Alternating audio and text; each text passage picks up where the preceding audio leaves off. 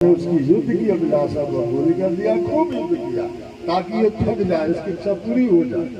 और जब इच्छा पूरी हो गई, थक गया, तो भगवान ने उसका वध कर दिया। और वध किया तो हिरण्याक्ष का उद्धार हो गया। भगवान ने धरती को जल के ऊपर स्थापित किया और शरीर को झटकारा, थकावट के बाद युद्ध किए और झटकारे तो उनके रोम से जो जल की बूंदे यहाँ वहाँ धरती में गिरी, जहाँ जहाँ जल की बूंदे गई वो पवित्र स्थान हो गए, पवित्र कहते तीर्थ, तीर्थ बन गए।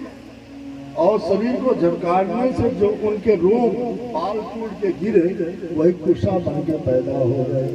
इसलिए कुशा के जल से सिंचन करने से व्यक्ति पवित्र होता है। और एक बालक था, उसका नाम था पुंडरी। वो कभी भगवान का भजन नहीं किया, लेकिन माता पिता की सेवा में रहता। और माता पिता की सेवा किया तो माता पिता के अलावा किसी को मानता नहीं।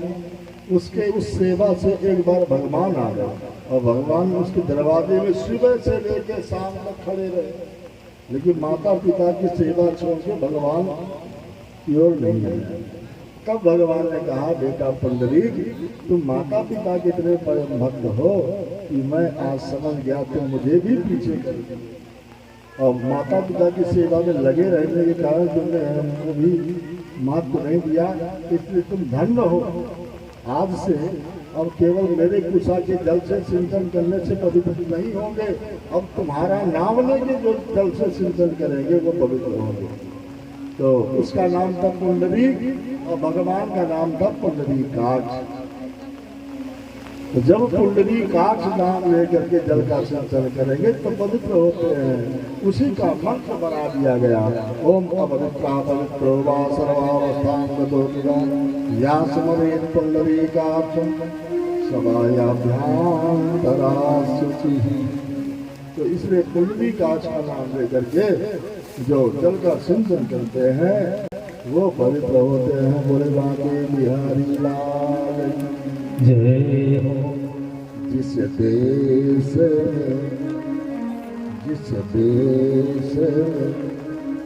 परदेश में रहो, राधा रमण राधा रमण राधा रमण कहो। जिस देश में परदेश में रहो,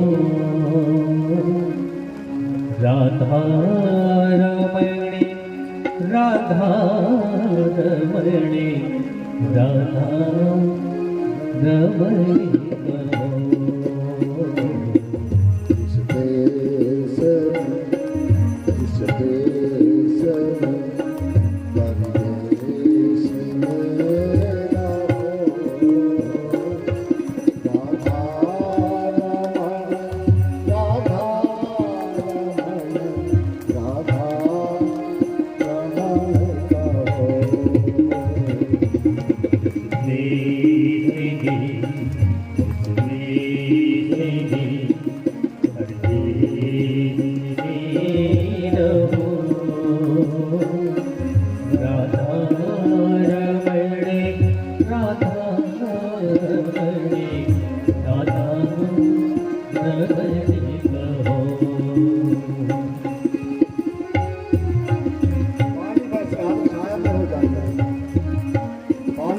छाया में हो जाइए, मिलते होने को यहाँ बात छाया में हो जाए।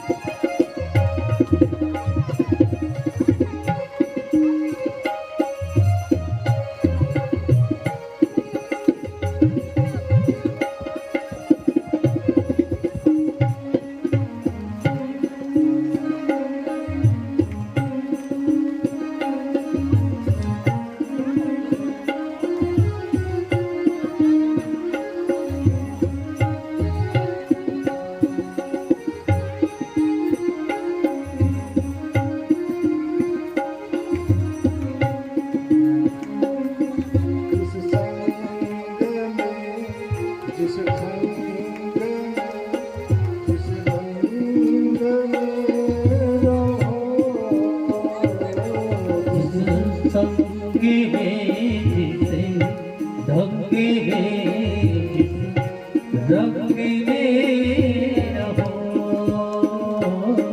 जिस संग में जिस संग में जिस रंग में रहो जिस संग में जिसे ढंग में जिसे रंग में रहो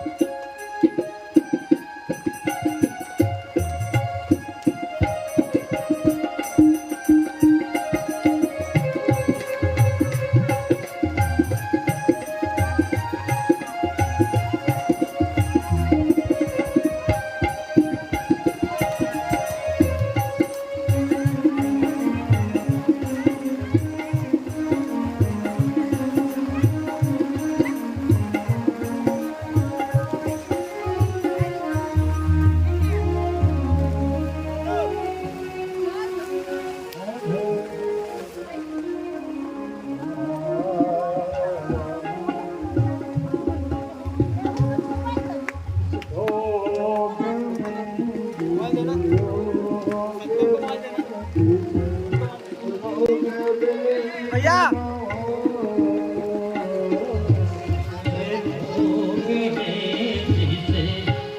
योगी में रोगी में